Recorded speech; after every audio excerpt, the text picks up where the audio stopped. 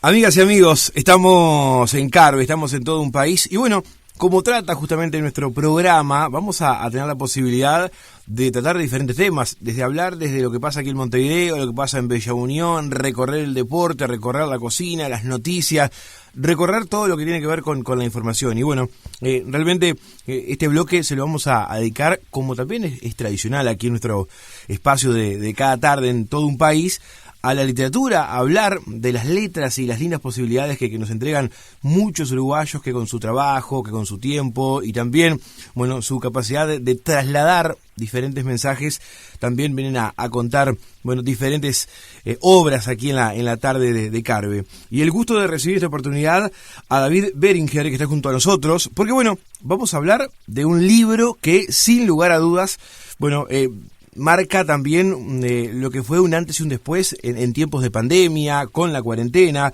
y bueno, tener la posibilidad de conocer su obra. David, primero que nada, agradecerte por estar junto a nosotros, y bueno, por estar aquí en la tarde de todo un país y en la tarde de Carve. Bienvenido, buenas tardes. Muchas gracias, buenas tardes. Bueno, antes de entrar en la obra en sí, y me gustaría para modo de introducción hablar justamente de lo que dejó la pandemia. O sea, por fuera de la obra, por fuera del libro, ¿qué visión en base a tu experiencia podemos hacer o qué análisis post pandemia o post ese momento tan complejo de la pandemia? Yo creo que la pandemia marcó, como decías vos ahí al principio, marcó un antes y un después, y lo que nos dejó a la mayoría en realidad fue como una instancia como de profunda meditación, ¿no? O sea, de profunda reflexión, de pensarse, de repensarse, de refabricarse, de reconstruirse, porque muchísima gente, viste, que cambió absolutamente todo, o sea, perdió, bueno, trabajos, perdió una cantidad de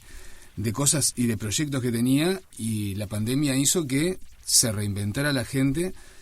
Las medias, ¿no? Las redes sociales y todo eso también se incrementaron muchísimo, o sea, muchísima gente que había quedado sin trabajo empezó a tener un nuevo trabajo por las redes, y ahí también surgió una cantidad de mitos, de gente que, como siempre digo, ¿no? Que buscando seguidores, buscando como una posible fuente de trabajo a través de los seguidores, que muchas veces hacen que se venda una información que no es cierta muchas veces y que hace, bueno, se pueden transmitir muchísimas verdades, pero también se transmiten por lo general muchísimas mentiras, mitos y ese tipo de cosas que por ejemplo, cuando vos tenés ahí el tema de la nutrición, que es mi caso, la psicología, tenías nuevos filósofos, nuevos gurús por todas partes, todos te decían hay que aguantar, hay que tener paciencia, te decían frases, memes y de todo tipo de cosas, que uno cuando se ve alejado de su lugar de trabajo normal o habitual, que era el consultorio, la calle, la gente y todo eso,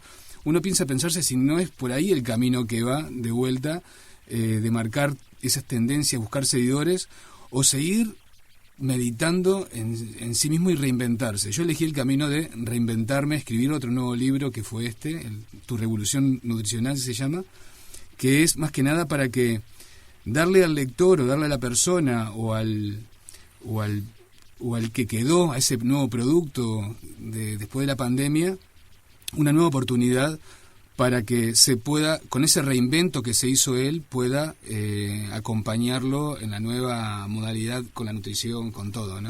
¿Y cómo te llevó el libro? Principalmente porque, y como autor, como escritor, comenzás con una idea básica, pero el libro después te va llevando a diferentes temas, vas recogiendo más información, o por allí, bueno, el sentido de comenzar a escribir te va recordando de algún momento complejo de la pandemia. Sí. ¿Cómo pudiste, bueno, instalar todo ese tiempo, que fue mucho tiempo de cuarentena, sí, de pandemia, del momento complicado de la pandemia, trasladarlo a la nutrición, pero, bueno, llevarlo al libro? ¿Cómo fue ese trabajo? Yo creo que, mira, este es el 11 libro que sale ahora, el 11º, ¿no? Uh-huh.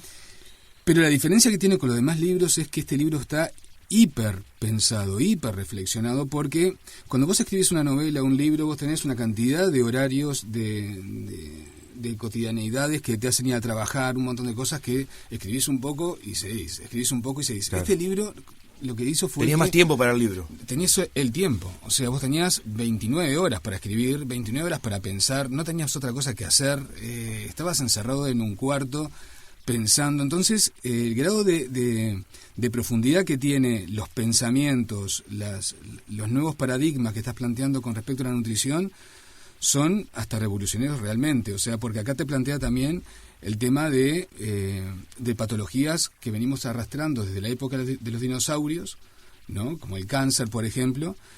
Desde la época de los dinosaurios estoy hablando de millones de años. Sí. A nosotros los que nos compete son miles o cientos de miles de años, y que no tenemos ninguna vacuna todavía contra el cáncer, y sin embargo en un mes salieron 200 laboratorios, con cada uno con una vacuna con dosis distintas,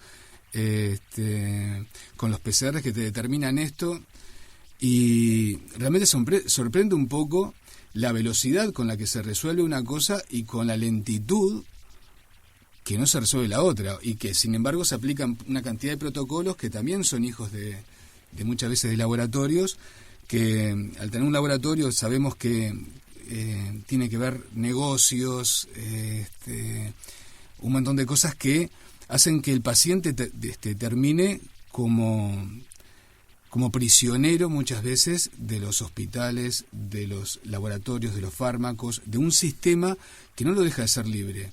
Antiguamente se pagaba al médico en algunos lugares, o se tenía un médico, y era mucho más reconocido el médico cuando no se visitaba. Hoy cambió. Ahora dependemos del médico permanentemente, ¿no? Sí, tú sos licenciado en psicología, en nutrición. ¿A qué apunta el libro desde la nutrición? ¿Qué apuntes importantes podemos recoger a la hora de leer el libro? Bueno, en realidad es un poco para desmistificar una cantidad de mitos que tenemos siempre, que fueron sostenidos desde mucho tiempo, pero ahora se marcaron como más fuertes. Unos mitos que nos dan y que tenemos naturalizados como verdades, por ejemplo, que el desayuno es lo más importante, que hay que comer para salir a correr, que el ejercicio es bueno hacerlo por la noche, que, bueno, acá te marca, por ejemplo, una nueva modalidad es el ayuno intermitente, porque el método Anshu, que vengo aplicando acá en Uruguay hace 30 años, que se basa en la ayunoterapia, que al principio te decían que eso era imposible, que no se podía hacer a través de acupuntura, ¿no? Hoy por hoy ya ves una millón de aplicaciones y por todos lados que yo hago el ayuno intermitente, yo tengo una cantidad de horas sin comer. Bueno, ahora todo el mundo habla del ayuno, inclusive los que te criticaban a vos y los que te decían que eso era imposible. Ya lo practican. Y hoy son gurús de los ayunos o de las largas horas sin comer. Bueno, un poco el libro apunta a esos mitos que tenemos instaurados como verdades muchas veces, y que hace que no puedas ver la otra verdad que viene después del mito, ¿no? Que es, vos cuando creés en algo, si no tenés la capacidad o la dinámica mental para poderlo desconstruir a eso, vas a ser un incapaz para poder construir otras cosas. Vos ya tenés eso cerrado. No deja que llegue más información y te vas a quedar con eso siempre. Y acá lo que marca es que vos solo podés cambiar tu vida, vos solo podés curarte, vos solo podés curarte, eso lo repito, curarte, sanarte, encontrar la salud, todo vos solo. Lo que busca justamente es que la persona sea como autosuficiente, o que pueda tener un médico, como un coach en el médico, que lo pueda acompañar en la salud y no que esté pendiente permanentemente de su enfermedad. Bueno, importante eso porque ya entramos en temas de salud y esa independencia que tú mencionabas muy bien, que vaya y será importante también en estos tiempos, ¿no? No, por eso, y justamente lo que hablamos al principio también, que por ejemplo yo soy formado en nutrición y en psicología, lo que busca es que esa mente o que la persona no solamente se nutra de comida, siempre digo, que hay gente que solamente ve a la comida como una fuente de nutrición, y la nutrición es las amistades, tomar un mate, una buena conversación, todo eso te va nutriendo. No es solamente la comida, no es solamente básico lo que vos ves en un supermercado de la comida. La comida es lo que te rodea y situaciones, muchas veces, que te rodean también. No es lo mismo comer ese tomate, siempre digo el mismo ejemplo, comer un tomate con una persona que no soportás, que no bancás, que te están despidiendo, por ejemplo, en una mesa de negocios. Ese almuerzo no te llegó, no te quedó en ningún lado. Sin embargo, el churrasco, la peor carne o lo peor que haya en la vuelta, comiéndolo con tu hijo, viéndolo feliz y todo eso, es la mejor digestión del mundo. Sin duda que sí, es una cadena de estados de ánimo, de la situación que Claro. toca vivir.